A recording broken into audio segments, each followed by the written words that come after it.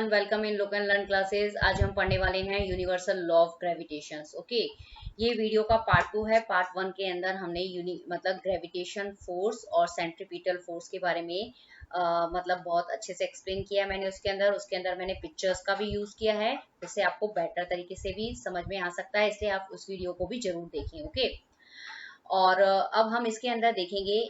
In short मैं आपको सबसे पहले बता देती हूँ कि जो ग्रेविटेशंस क्या होता है। ग्रेविटेशंस जो होता है वो एक तरीके का फोर्स होता है, जिसमें क्या होता है कि जो ऑब्जेक्ट जो होते हैं वो क्या करते हैं, एक दूसरे को क्या करते हैं, अट्रैक्ट करते हैं। ओके, मतलब इसमें क्या करते हैं कि जो ऑब्जेक्ट जो होंगे वो एक दूसरे को एक फोर्स से अट्रैक्ट करते हैं, और उस फोर्स को हम क्या बोलते हैं, ग्रेविटेशंस बोलते हैं, या फिर ग्रेविटेशन फोर्स उसको हम कहते हैं। क्लियर।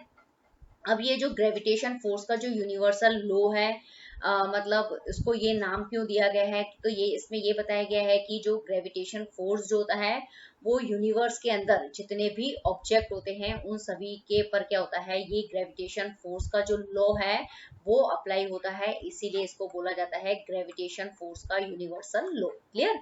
अब हम देखते हैं, इसको डिटेल से समझते हैं। Every object in the universe attract every other object with a force which is proportional to the product of their mass and inversely proportional to the square of the distance between them। मतलब कहने का मतलब ये है कि ये जो universe है, यूनिवर्स के अंदर क्या होता है कि बहुत सारे क्या होते हैं, ऑब्जेक्ट होते हैं। तो ये जो बहुत सारे ऑब्जेक्ट होते हैं उसमें से हर ऑब्जेक्ट जो होता है वो दूसरे ऑब्जेक्ट को क्या करता है, एक फोर्स से अट्रैक्ट करता है, और उसी फोर्स को हम क्या कहते हैं, ग्रेविटेशन फोर्स के नाम से उसको हम जानते हैं। क्लियर। अब ये जो ग्रेविटेशन फोर्स जो होता है वो मतलब ऑब्जेक्ट का जो मास जो होता है ना, उनके भी प्रोडक्ट के क्या होता है, प्रोपोर्शनल होता है। क्लियर, पहली चीज, पहला फैक्टर।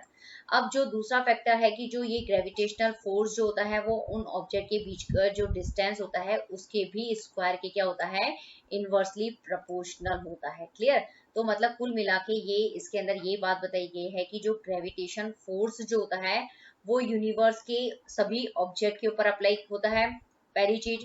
दूसरी चीज है कि ये जो ग्रेविटेशन फोर्स जो होता है वो दो चीजों के ऊपर डिपेंड करता है। एक तो जो ऑब्जेक्ट जो होते हैं उनके मास के ऊपर, और जो ऑब्जेक्ट का जो डिस्टेंस होता है उनके ऊपर डिपेंड करता है। ऑब्जेक्ट का जो मास जो होता है, ये जो ग्रेविटेशनल फोर्स जो होता है वो ऑब्जेक्ट के मास के क्या होता है, डायरेक्टली प्रोपोर्शनल होता है। डायरेक्टली प्रोपोर्शनल का मतलब ये होता है कि यदि ऑब्जेक्ट का मास यदि आपने बढ़ा दिया तो जो ग्रेविटेशन फोर्स जो होगा वो भी क्या हो जाएगा, बढ़ता जाएगा। ओके। यदि और जो डिस्टेंस जो होता है उसके इनवर्सली प्रोपोर्शनल होता है। इनवर्सली प्रोपोर्शनल का मतलब ये होता है कि यदि कोई भी मतलब दो ऑब्जेक्ट के बीच में आपने क्या कर दिया है कि डिस्टेंस को कम कर दिया है, तो ये ग्रेविटेशन फोर्स जो होता है वो क्या हो जाएगा, बढ़ जाएगा। ओके। तो इस तरीके से मतलब कुल मिला के ये बताया गया है इसके अंदर कि जो ग्रेविटेशन फोर्स जो होता है वो दो चीजों पे डिपेंड करता है, और ये दो चीजें कौन सी होती है, एक तो ऑब्जेक्ट का मास और ऑब्जेक्ट के बीच का डिस्टेंस कितना है। क्लियर। अब हम देखते हैं कि the force is along the line joining the centre of object. इसके अंदर ये बताया गया है कि ये जो ग्रेविटेशनल फोर्स जो होता है वो हमेशा जो ऑब्जेक्ट के जो सेंटर्स जो होते हैं ना उससे ही दूसरे ऑब्जेक्ट के सेंटर पे लगता है। क्लियर। और इनका जो डायरेक्शन जो होता है, इस फोर्स का जो डायरेक्शन जो होता है वो किस डायरेक्शन में होता है, यदि दोनों ऑब्जेक्ट के सेंटर को जो जोड़ने वाली जो लाइन होती है ना, उसी की डायरेक्शन के अंदर ये फोर्स जो होता है वो अप्लाई किया जाता है, अप्लाई होता है। क्लियर। क्लियर। तो अब हम इसको समझते हैं, प्रूफ करते हैं कि ये जो यूनिवर्सल लॉ ऑफ ग्रेविटेशन है, मतलब इसको हमें क्या करना है, प्रूव करना है। तो किस तरीके से आप इसको प्रूव करेंगे, इसमें क्या करना है आपको, लेट टू ऑब्जेक्ट, कोई भी दो ऑब्जेक्ट लेने हैं ए और बी, जिनका मास कितना है यहाँ पे, मतलब कैपिटल एम और स्मॉल एम। मतलब कहने का मतलब दो ऑब्जेक्ट लिए आपने ए और बी, ए का मास कितना है, कैपिटल एम है, और जो बी जो ऑब्जेक्ट लिया है उसका मास जो है वो स्मॉल एम है। क्लियर। और इन दोनों के जो ऑब्जेक्ट मतलब जो ए और बी का जो डिस्टेंस है वो है स्मॉल डी। क्लियर। और each other as shown figure 10 point, और ये आपको मतलब फिगर में बताना भी है, और जब आप इसको प्रूव करेंगे तो आपको ये फिगर एग्जाम में बनाना भी है। Clear. Let the force of attraction between two object be F, और इन दोनों ऑब्जेक्ट के बीच में जो फोर्स लग रहा है ना उसको हम बोलते हैं ग्रेविटेशन फोर्स। और इस ग्रेविटेशन फोर्स को आपने किससे दिखाया है, मतलब ये कैपिटल एफ से आपने इसको डिनोट किया है। According to the universal law of gravitation, the force between two objects is directly proportional to the product of their mass. That is, मतलब यूनिवर्सल लॉ ऑफ ग्रेविटेशन के अकॉर्डिंग क्या होता है कि जो ग्रेविटेशन फोर्स जो होता है वो किसी भी दो ऑब्जेक्ट के बीच में जो ग्रेविटेशन फोर्स जो होता है उन दोनों ऑब्जेक्ट के जो मास जो होते हैं उसके भी प्रोडक्ट जो होता है उसके डायरेक्टली प्रोपोर्शनल होता है। कहने का मतलब ये है कि आपने यहाँ पे दो ऑब्जेक्ट लिए हैं, ओके, तो ये जो ग्रेविटेशनल फोर्स जो होगा वो इन दोनों ऑब्जेक्ट के मास के प्रोडक्ट के बराबर होता है। क्लियर? यदि आप जैसे जैसे इन दोनों का मतलब क्या करेंगे, मास बढ़ा देंगे सपोज, ओके, तो इनका मास बढ़ाएंगे तो इनका फिर जो प्रोडक्ट आएगा मतलब उसको उनका जो मल्टीप्लाई करने के बाद जो रिजल्ट आएगा तो उसके अकॉर्डिंग ही जो फोर्स जो होगा वो क्या होगा, बढ़ता जाएगा। कहने का मतलब यही है कि यदि आप ऑब्जेक्ट का मास बढ़ाते हैं तो क्या होता है कि जो फोर्स जो होता है वो भी क्या होता है, इंक्रीज मतलब बढ़ता जाता है। क्लियर? अब दूसरा पॉइंट ये है कि and the force between two object is inversely proportional to the square of the distance between them. जो ये ग्रेविटेशन फोर्स जो होता है वो दोनों ऑब्जेक्ट के बीच में जो ये ग्रेविटेशन फोर्स लग रहा है वो दोनों के बीच में जो डिस्टेंस का जो स्क्वायर होता है ना, ये डिस्टेंस का दोनों के बीच में की जो डिस्टेंस के स्क्वायर के क्या होता है, इनवर्सली प्रोपोर्शनल होता है। ओके, कहने का मतलब ये होता है कि मतलब यदि आप डिस्टेंस कम करेंगे ना तो दोनों के बीच में जो ग्रेविटेशन फोर्स जो होगा वो बढ़ता जाएगा। इनवर्सली प्रोपोर्शनल का मतलब ये होता है कि एक चीज को जब आप कम करते हैं तो दूसरी बढ़ जाती है। तो हमने यहाँ पे सपोज डिस्टेंस को कम किया है तो ये जो फोर्स जो है ना उसको क्या होगा, इंक्रीज हो जाएगा। क्लियर? ये जो इनवर्सली प्रोपोर्शनल और ये जो प्रोपोर्शनल का जो साइन होता है वो एक सेम ही हम इसको क्या करते हैं, यूज करते हैं। क्लियर? अब क्या करेंगे हम, ये जो 10.1 है ये जो 10.2 है इस इक्वेशन को क्या करेंगे, कंबाइन करेंगे। क्यों हम कंबाइन कर सकते हैं, क्योंकि ये दोनों इक्वेशन किससे रिलेटेड है, ग्रेविटेशनल फोर्स से रिलेटेड है। तो हम दोनों इक्वेशन को बना के क्या करेंगे, एक इक्वेशन बनाएंगे। Clear?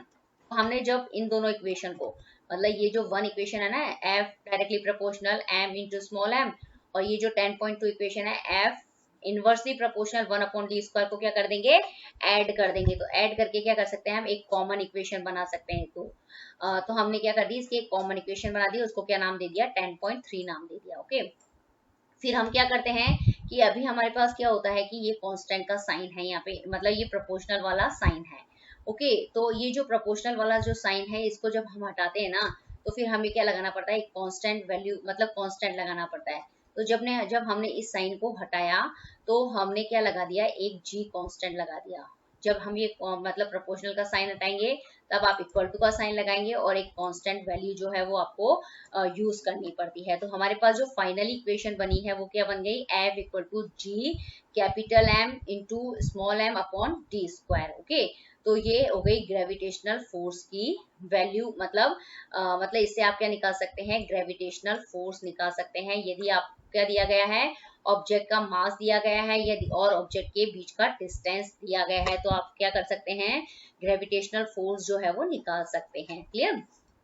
where g is the constantly of proportionality and it is called the universal gravitation constant।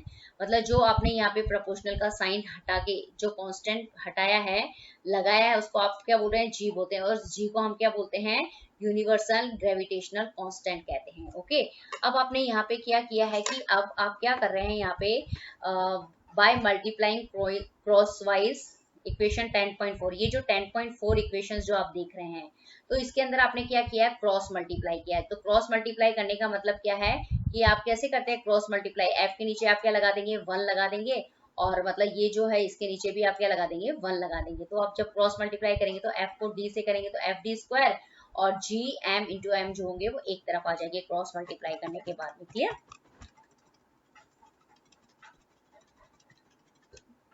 अब हम देखते हैं कि अब हमने इसलिए इसको मतलब ये हमने क्रॉस मल्टीप्लाई क्यों किया है, क्योंकि हम यहाँ पे क्या कर रहे हैं, कैपिटल जी की जो है वो वैल्यू क्या करना चाहते हैं, फाइंड करना चाहते हैं। तो फिर उससे हमने क्या निकाला है, जी की वैल्यू निकाली। तो जी इक्वल टू क्या हो जाएगा, F D square upon M into ये स्मॉल एम। ओके, तो फिर हमने यहाँ पे क्या निकाली है, जी की वैल्यू निकाली। मतलब आप इस यदि आपको ग्रेविटेशनल फोर्स पता है, डिस्टेंस पता है और दोनों ऑब्जेक्ट के मास पता है तो आप क्या निकाल सकते हैं, जी की वैल्यू जो है वो फाइंड आउट कर सकते हैं। अब हम देखते हैं कि SI unit of G can be obtained by substituting the unit of force, distance, mass and मतलब अब हमने क्या करा है कि इसे G की क्या निकाली है, SI यूनिट निकाली है। ओके, जैसे लेंथ का यूनिट जो होता है वो मीटर सेंटीमीटर होता है, इसी तरीके से हमें क्या निकालनी है, जी की वैल्यू निकालनी है। तो आप देखेंगे कि जो एफ का जो SI यूनिट होता है वो क्या होता है, न्यूटन। डी का मतलब डी को हमेशा मीटर के अंदर काउंट करेंगे तो न्यूटन मीटर स्क्वायर, और ये जो ऑब्जेक्ट जो है वो केजी के अंदर आप काउंट करेंगे तो केजी इंटू केजी, तो केजी स्क्वायर हो जाएगा। तो जो जी की जो यूनिट होगी वो newton metre square KG -2। Okay, मतलब केजी को जब आप ऊपर लेके जाएंगे ना तो केजी -2 हो जाएगा। तो यहाँ पे क्या हो गया, इसमें आप क्या निकाल सकते हैं, मतलब जी की वैल्यू जो है वो पता कर सकते हैं। Clear, the value of G was found out by Henry Cavendish by using a sensitive balance. The accepted value of G is 6.673 into 10 की power minus 11 newton metre square पर kg, kg -2। ओके, जो G की जो value है वो कौन से scientist ने फाइंड आउट करी थी, हेनरी कैवेंडिश ने फाइंड आउट करी थी। आपको इस साइंटिस्ट का नाम पता होना चाहिए। ओके, और वो भी कैसे मतलब पता लगाया था जी की वैल्यू, उसके लिए कौन सा इंस्ट्रूमेंट काम में लिया था, सेंसिटिव बैलेंस के। और यहाँ पे जो जी की वैल्यू जब उन्होंने फाइंड करी थी तो क्या निकाली थी, 6.673 इंटू 10 की power -11 newton metre square KG -2। तो ये जी की वैल्यू आपको याद रखनी है, क्योंकि इसको मतलब यूज करके आपको क्या करना है, न्यूमेरिकल सॉल्व करनी है। Clear, we know that there exists a force of attraction between any two objects. Compute the value of this force between you and your friend sitting close by. Conclude how do you not experience this force. मतलब इसके अंदर ये बताया कि ये जो अपने मतलब ये जो ग्रेविटेशन फोर्स जो है मतलब ये जो पूरा एक्सपेरिमेंट किया, इससे ये पता चलता है कि मतलब कोई भी जो दो ऑब्जेक्ट होते हैं उनके बीच में क्या होता है कि एक फोर्स जो है वो क्या रहता है, वो लगता रहता है। उसी फोर्स को हम क्या कहते हैं, ग्रेविटेशनल फोर्स कहते हैं। तो आपको यहाँ पे एक एक्टिविटी दी गई है, तो उसमें ये बताया गया है कि आपको क्या निकालनी है, वैल्यू निकालनी है। कैसे निकालनी है कि आप और आपका एक फ्रेंड है जो कि एक दूसरे के पास बैठे हुए हैं, तो क्या आप मतलब वो इस फोर्स की मतलब क्या वैल्यू मतलब निकाल सकते हैं, ग्रेविटेशनल फोर्स को पता कर सकते हैं, ऑफ कोर्स पता कर सकते हैं। तो the law is universal in the sense that is applicable of all to all bodies, whether the bodies are big or small, whether they are celestial or terrestrial। Okay, मतलब इसका मतलब ये है बताया कि ये जो मतलब जो ग्रेविटेशन फोर्स का जो ये यूनिवर्सल लॉ जो होता है वो सारी जो यूनिवर्स के अंदर जितनी भी बॉडीज जो होती हैं उसके ऊपर क्या होता है, मतलब लागू होता है, अप्लाई होता है। चाहे वो जो ऑब्जेक्ट या वो जो बॉडीज जो हैं यूनिवर्स के अंदर, वो चाहे छोटी हो चाहे बड़ी हो, चाहे अर्थ के मतलब हो, अर्थ के वहां हो, अर्थ के ऊपर हो, या अर्थ से मतलब दूर हो, स्पेस के अंदर हो, कहीं पे भी हो, A to Z कहीं पे भी ऑब्जेक्ट हो, उनके बीच में क्या होता है कि एक फोर्स जो होता है वो अप्लाई होता है, और उसी फोर्स को हम ग्रेविटेशन फोर्स कहते हैं। और ये जो मतलब फोर्स जो है वो यूनिवर्स की जितने भी ऑब्जेक्ट होते हैं उसके ऊपर लगता है, इसलिए हम इसको बोलते हैं ग्रेविटेशन फोर्स का यूनिवर्सल लॉ। तो ये बहुत इंपॉर्टेंट चीज है। क्लियर, अब आता है कि एक इनवर्स स्क्वायर का रूल जो है वो ये भी यही कहता है कि saying that if is inversely proportional to the square of D means, for example that if D gets bigger by factor of 6, F becomes 1/36 times smaller. तो इसमें ये हो जाए, यही बताया गया है कि जो फोर्स जो होता है वो मतलब ये बताया ना कि जो ग्रेविटेशनल फोर्स जो होता है वो डिस्टेंस के स्क्वायर के क्या होता है, इनवर्सली प्रोपोर्शनल होता है। तो इसको हम कैसे समझा सकते हैं, तो इसमें आप ये बता सकते हैं कि यदि आप डी को क्या कर दें, मतलब यदि ऑब्जेक्ट का जो बीच का जो डिस्टेंस है उसको क्या कर दें, 6 गुना बढ़ा देंगे, तो जो फोर्स जो होगा वो क्या होगा, और कम हो जाएगा। और वो कितना कम होगा, 1/36 टाइम्स जो है वो क्या हो जाएगा, कम हो जाएगा। कहने का मतलब ये है। तो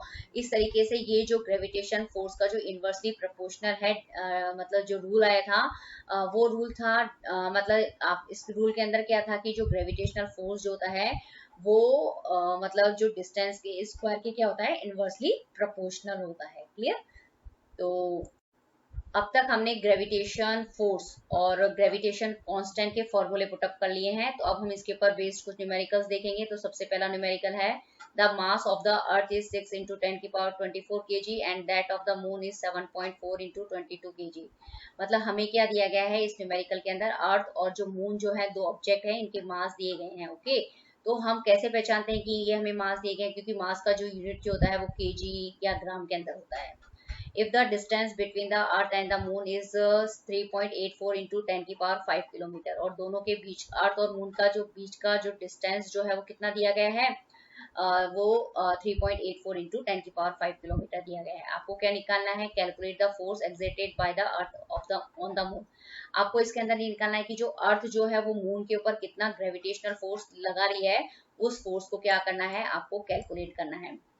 इसके लिए आपको क्या दी गई है, जी मतलब यहाँ पे है ग्रेविटेशनल कांस्टेंट, इसकी वैल्यू भी आपको यहाँ दी गई है 6.7 इंटू 10⁻11 न्यूटन मीटर स्क्वायर पर केजी -2। ओके, तो सबसे पहले जब भी आप साइंस के अंदर न्यूमेरिकल्स करते हैं तो सबसे पहले आपको वहाँ पे जो भी गिवन दिया है उसको क्या करना है, आपको लिखना है। तो सबसे पहले आपको अर्थ और जो मून का क्या दिया गया है, मास दिया गया है, उन दोनों की वैल्यू को आपको क्या करनी है, लिख देनी है। तो मतलब अर्थ का जो मास है वो आपको दिया है 6 इंटू 10⁻24 kg, और जो मून का मास दिया हुआ है 7.4 इंटू 10⁻22 kg। क्लियर। फिर इसके बाद में आपको क्या लिखना है कि जो दोनों अर्थ और मून के बीच में डिस्टेंस है वो दिया गया है आपको किलोमीटर के अंदर। तो आपको क्या है कि जो ग्रेविटेशनल कांस्टेंट जो होता है उसके अंदर जो उसकी एसआई यूनिट जो होती है उसके अंदर हम क्या करते हैं, मीटर का यूज करते हैं। तो यदि आपको डिस्टेंस किलोमीटर में दिया है तो उसको आपको किसके में बदलना पड़ेगा, मीटर के अंदर बदलना पड़ेगा। जब भी किलोमीटर को मीटर के अंदर चेंज करेंगे तो आप क्या करेंगे कि उसको 1000 से क्या कर देंगे, मल्टीप्लाई कर देंगे। क्यों, 1 किलोमीटर इक्वल टू 1000 मीटर होता है। तो फिर आप क्या करेंगे कि ये 10⁵ है और ये 10⁵ है, दोनों को ऐड कर देंगे तो 10⁸ हो जाएगा। तो इस तरीके से जो डिस्टेंस जो है वो अब आपका क्या हो गया है, 3.84 इंटू 10⁸ मीटर। क्लियर। तो आपके पास m ये है, मतलब अर्थ और मून का जो मास है ये है, d आपके पास हो गया, g की वैल्यू आपको यहाँ पे दी गई है।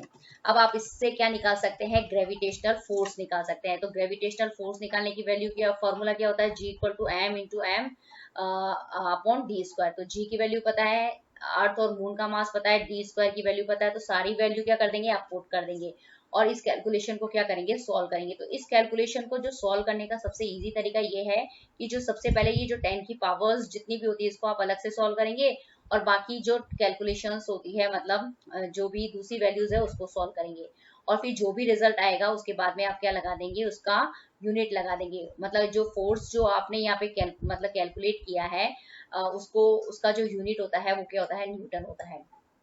क्लियर, ये वैल्यू में आंसर है, लेकिन आपको जब भी आप न्यूमेरिकल करते हैं तो उसका जो मतलब आंसर जो है आपको मतलब वर्ड में भी लिखना पड़ता है।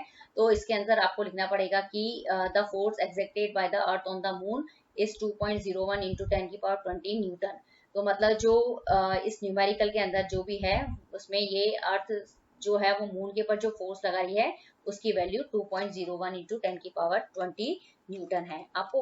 ओके, तो इस तरीके से आप क्या कर सकते हैं, यदि आपको क्या दिया गया हो इसके अंदर कोई मतलब यदि f की वैल्यू निकालनी है तो ये आपको सारी वैल्यू जो है वो पता होनी चाहिए। क्लियर, तो आप ग्रेविटेशनल फोर्स की वैल्यू निकाल सकते हैं। तो आपको ये फॉर्मूला जो है वो लर्न करना है, और इसके अंदर जो मास की जो यूनिट होगी वो केजी में ही रखनी है, और जो डी की जो यूनिट होगी वो आपको मीटर के अंदर रखनी जरूरी है। ओके, अब हम देख लेते हैं importance of the universal law of gravitation. तो ये जो हमने ग्रेविटेशन फोर्स का जो यूनिवर्सल लॉ पढ़ा है उसके मेन यूजेस कहाँ कहाँ होते हैं, इससे हमने मतलब कहाँ यूज कर सकते हैं द मतलब, तो ये इसके 4 इंपॉर्टेंस बताई है कि the force that blind us to the earth, मतलब जो मतलब इससे हम क्या कर सकते हैं, अर्थ के ऊपर क्या कर सकते हैं, मतलब इस फोर्स से अर्थ के ऊपर। Importance of the universal law of gravitation. अभी तक हमने क्या समझा है, ग्रेविटेशन फोर्स का यूनिवर्सल लॉ। ओके, आपको अच्छे से समझ में आ गया होगा। इसके अंदर ये था कि यूनिवर्स के अंदर जितने भी ऑब्जेक्ट होते हैं वो एक दूसरे को क्या करते हैं, एक फोर्स से अट्रैक्ट करते हैं, उस फोर्स को हम क्या कहते हैं, ग्रेविटेशन फोर्स कहते हैं।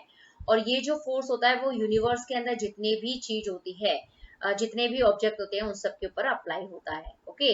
इसकी वजह से ही इस यूनिवर्सल लॉ ऑफ ग्रेविटेशन की वजह से ही जो यूनिवर्स के अंदर जितने भी फिनोमेना होते हैं, जितने भी प्रोसेस होते हैं, उसको हम क्या कर सकते हैं, सक्सेसफुली एक्सप्लेन कर सकते हैं। यही इसका सबसे मतलब क्या है, मतलब बड़ी इंपॉर्टेंस यही है। ओके, तो इसकी वजह से हम क्या कर सकते हैं, the force the bind us to the earth, इसी ग्रेविटेशन फोर्स की वजह से ही हम ये प्रूफ कर पाए कि हम अर्थ से है वो किस तरीके से क्या है बाइंड हुए हैं, जुड़े हुए हैं, क्योंकि अर्थ जो है वो हमें क्या कर रही है, एक फोर्स से क्या कर रही है, अट्रैक्ट कर रही है। ओके, और यही फोर्स क्या है, ग्रेविटेशन फोर्स है। दूसरा इसका क्या इंपॉर्टेंस है, the motion of the moon around the earth, इसी ग्रेविटेशन की फोर्स की वजह से हम ये कह सकते हैं कि जो मून जो है वो अर्थ के चारों तरफ जो है वो क्यों मोशन करता है, क्योंकि अर्थ जो है वो मून के ऊपर क्या लगा रही है, एक फोर्स अप्लाई करती है, और वो उस फोर्स की वजह से ही क्या होता है, मून जो होता है वो अर्थ के चारों तरफ क्या करता है, चक्कर लगाता है। दूसरी इंपॉर्टेंस। तीसरी इंपॉर्टेंस इसका ये है कि the motion of planet around the sun and मतलब ओके, तो मतलब ये तीसरा इंपॉर्टेंस ये है कि इसी ग्रेविटेशनल फोर्स के जो यूनिवर्सल लॉ है से हम ये बता सके कि किस तरीके से जो प्लैनेट्स जो होते हैं वो सन के चारों तरफ क्या करते हैं, चक्कर लगाते हैं। ओके, तो ये इसका थर्ड इंपॉर्टेंस है। फोर्थ इंपॉर्टेंस ये था कि इसका कि the tides due to the moon and the sun, और इसकी वजह से ही, इसी ग्रेविटेशन फोर्स की वजह से क्या होता है कि हम ये बता पाए कि जो सन जब होता है तो उसकी वजह से जो टाइड जो होती है वो हाई टाइड होती है, जब मून आता है तो उसकी वजह से जो टाइड जो होती है वो लो टाइड रहती है। तो इसकी मतलब ये जो इन सब के जो रीजन है ना, वो सब क्या है कि ग्रेविटेशनल फोर्स जो है वो ही क्या है इसके लिए मतलब रेस्पॉन्सिबल है। और ये जो लॉ है ग्रेविटेशनल फोर्स का, ये जो यूनिवर्सल लॉ है, मतलब ये जो लॉ है अर्थ के ऊपर, सन के ऊपर, प्लेनेट के ऊपर, जितने भी दूसरे यूनिवर्स के अंदर जितने भी ऑब्जेक्ट होते हैं उन सब के ऊपर क्या होता है, अप्लाई होता है। और इसी लॉ से हम क्या कर सकते हैं, सारे फिनोमेना को क्या कर सकते हैं, डिस्क्राइब कर सकते हैं। कैसे डिस्क्राइब कर सकते हैं कि मतलब कोई चीज हमें क्यों अट्रैक्ट करती है, मतलब ऑब्जेक्ट जो होते हैं वो यूनिवर्स के ऊपर एक दूसरे को किस तरीके से अट्रैक्ट करते हैं, वो हम इस लॉ के हिसाब से क्या कर सकते हैं, एक्सप्लेन कर सकते हैं। ओके, यदि आपको ये वीडियो पसंद आए तो प्लीज इसे लुक एंड लर्न क्लासेस को क्या करें, सब्सक्राइब करना ना भूलें। Thank you very much.